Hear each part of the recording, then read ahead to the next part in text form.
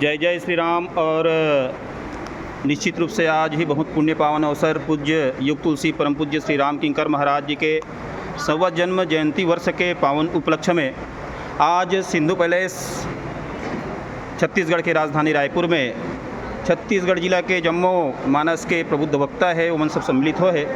आओ कुछ देर मिलथन हमारे बीच में यहाँ है छत्तीसगढ़ के घनी वादियों में बस्तर जहाँ से मानस की वरिष्ठ वक्ता हमारे बीच में उपस्थित हो है। अपन परिचय देते हुए यहाँ के आय के मुख्य मकसद प्रेषित करे की कृपा करो।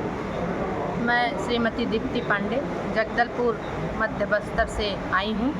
मुख्य रूप से यहाँ मेरा आना इस राम के उत्सव में सम्मिलित होना और युग किंकर जी महाराज की शिष्या आदरणीय मंदाकिनी दीदी को सुनने के लिए मैं यहाँ पर आई थी। युग किंकर कहा करते थे सच्चिदानंद रूपाय विश्वोत्पत्त्यादि हेते वे तापत्रय विनाशाय श्री रामाय वयम नुमः। जो व्यक्ति सच्चित आनंद के साथ रहेगा वही सत्य है और जो संसार के साथ रहता है वो नश्वर है, नाशवान है। तो यह उत्सव में शामिल होकर बहुत ही हमारा सौभाग्य रहा। इस उत्सव में हम शामिल हुए, बहुत बड़े अवभाग्य है हमारा। बस्तर में राम कथा एक तरह से चैलेंजिंग का विषय हो गया है। जिस तरह से पाश्चात्य संस्कृति धर्मांतरण की जो प्रक्रिया है बस्तर में बहुत ही युद्ध स्तर में जारी है।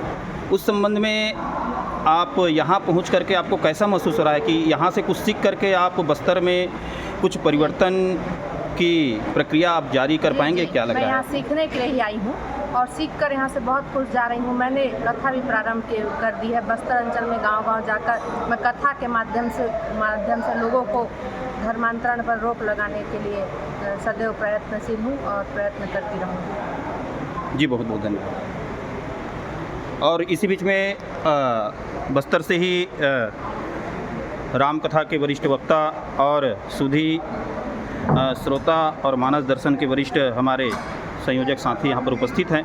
इनसे मिलता है। जी अपना परिचय बताते हुए आज के कार्यक्रम के संबंध में हमें जनमानस को कुछ बताने की कृपा करें। मैं लोकेश गायकवाड़ उसी मानस प्रतिष्ठान के प्रदेश सलाहकार के रूप में कार्यरत हूँ और मानस दर्शन जीवन अर्पण के सुदूर जिले दंतेवाड़ा, बस्तर, नारायणपुर, बीजापुर इन जिलों के जिला संयोजक के रूप में काम करते हुए मानस दर्शन जीवन अर्पण से विगत 4 कार्यक्रमों से जुड़ा हुआ हूँ।